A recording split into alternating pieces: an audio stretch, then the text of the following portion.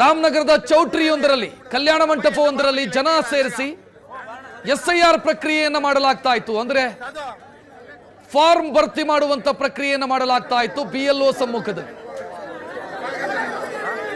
ಮನೆ ಮನೆಗೆ ಭೇಟಿ ಕೊಟ್ಟು ಎನ್ಯುಮರೇಷನ್ ಫಾರ್ಮ್ ಭರ್ತಿ ಮಾಡಿಸಬೇಕಾದಂತ ಅಧಿಕಾರಿಗಳು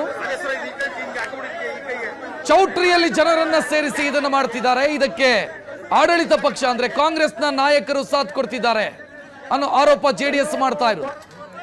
ಫೈರೋಜ್ ಅನ್ನುವಂತ ರಾಮನಗರದ ಕಾಂಗ್ರೆಸ್ ಮುಖಂಡ, ಆತನ ನೇತೃತ್ವದಲ್ಲಾಗಿದೆ ಇದೆಲ್ಲವೂ ಅಂತ ಜೆಡಿಎಸ್ ಆರೋಪಿಸ್ತಾ ಇದೆ.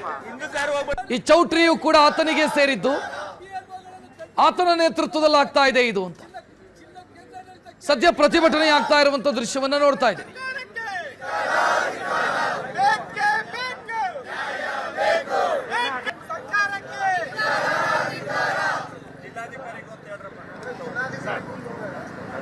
ನೇತೃತ್ವದ ಹೋರಾಟಕ್ಕೆ ಎಸ್ಐಆರ್ ನಿಯಮವನ್ನು ಗಾಳಿಗೆ ತೂರಿದ ಕಾಂಗ್ರೆಸ್ ಹೇಳ್ತಾರೆ.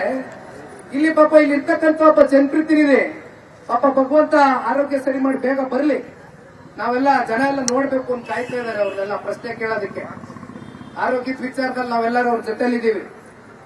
ಆರೋಗ್ಯ ಸರಿ ಇಲ್ಲ ಆಸಾಮಿಗೆ ಆಸ್ಪತ್ರೆಯಲ್ಲಿ ಕೂತ್ಕೊಂಡು PLOಗಳು ಫೋನ್ ಮಾಡೋದಂತೆ, ಸಾರ್ ಹಿಂಗ್ ಮಾಡಕ್ ಬರಲ್ಲ ಸಾರ್, ನಾವೆಲ್ಲ ಟೀಚರ್ಗಳು ಎಲ್ಲ ಅಂಗನವಾಡಿಲೋ ಟೀಚರ್ಸ್ ಕೆಲಸ ಮಾಡ್ತಾ ಇದೀವಿ, ಹೆಚ್ಚು ಕಮ್ಮಿ ಆದ್ರೆ ನಮ್ ಸುಮ್ನೆ ಕೆಲಸ ಹೋಗ್ಬಿಡ್ತದೆ, ಬೇಡ ಅಂದ್ರೆ ನಮ್ಮ ಅಪ್ಪಂದು ಗೌರ್ಮೆಂಟ್ ಮಾಡಲೇ ನೋಡ್ಕತ್ತೀನಿ, ನಾನ್ ಬಂದು ನೋಡ್ಕತ್ತೀನಿ ಮಾಡು ಅಂತ ಹೇಳೋದು. ಆಸಾಮಿ ಅಲ್ಲೆಲ್ಲ ಕೂತ್ಕೊಂಡು ಆಸ್ಪತ್ರೆಯಲ್ಲಿ BLOಗಳಿಗೆ ಕೂತ್ಕೊಂಡು ಹೇಳೋದಂತೆ.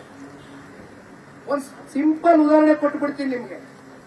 ಇಲ್ಲಿ ವಿಶೇಷವಾಗಿ ಸೆನ್ಸಿಟಿವ್ ಬೂತ್ಗಳಂತ 35 ಬೂತ್ಗಳಿದೆ. ಅದ್ಯಾವುದು ಅಂತ ನಿಮ್ಗೆ ಗೊತ್ತಾಯ್ತು, ಹೇಳಲ್ವಲ್ಲ ಇವಾಗ ನಮ್ಮ ಸ್ನೇಹಿತರ ನಗರಗಳು. ಆ 35 ಬೂತ್ಗಳಲ್ಲಿ ಕಳೆದ ಚುನಾವಣೆಯಲ್ಲಿ ನಿಖಿಲ್ ಕುಮಾರಸ್ವಾಮಿ ಸೋತಿದ್ದಾನೆ ಅಂದ್ರೆ ಸತ್ತಿರೋರ ಹೆಸರಲ್ಲಿ ಓಟ್ ಹಾಕವ್ರೆ, ಒಬ್ಬೊಬ್ರು ಮಕ ಮುಚ್ಕೊಂಡ್ಬಂದು 4-5 ಓಟ್ ಹಾಕವ್ರೆ.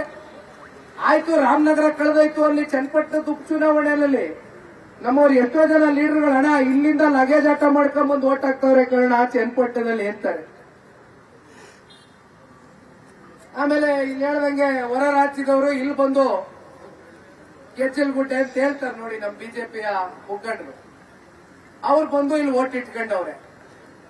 ದಯವಿಟ್ಟು ನಾನೊಂದು ಮಾತನ್ನ ಹೇಳ್ತೇನೆ, ಕೈ ಜೋಡಿಸಿ ಮನವಿ ಮಾಡ್ತೇನೆ, ರಾಮನಗರ ಕ್ಷೇತ್ರದ ಜನತೆ ಎಚ್ಚೆತ್ತುಕೊಳ್ಳಿಲ್ಲ ಅಂದ್ರೆ ಮುಂದಿನ ಇಲ್ಲಿರ್ತಕ್ಕಂಥ ನಮ್ಮ ಮಕ್ಕಳ ಭವಿಷ್ಯ ಬಹಳ ಆತಂಕದಲ್ಲಿರ್ತದೆ. ಇವ್ರು ಎಲ್ಲಿಗೆ ತಗೊಂಡು ಹೋಗ್ತಾರೆ ಈ ಜಿಲ್ಲೆನ ಅಂತಕ್ಕಂಥದ್ದನ್ನ ಒಂದ್ಸಲಿ ಆಲೋಚನೆ ಮಾಡಿ. ಎಂದು ಕೂಡ ಸನ್ಮಾನ್ಯ ಕುಮಾರಣ್ಣ ಅವರು 4 ಬಾರಿ ಶಾಸಕರಾಗಿ ಮಾಡಿದ್ರಿ ನೀವು ಈ ಕ್ಷೇತ್ರದಲ್ಲಿ, ಪುಣ್ಯಾತ್ಮ ತಂದೆ ತಾಯಿದ್ರು.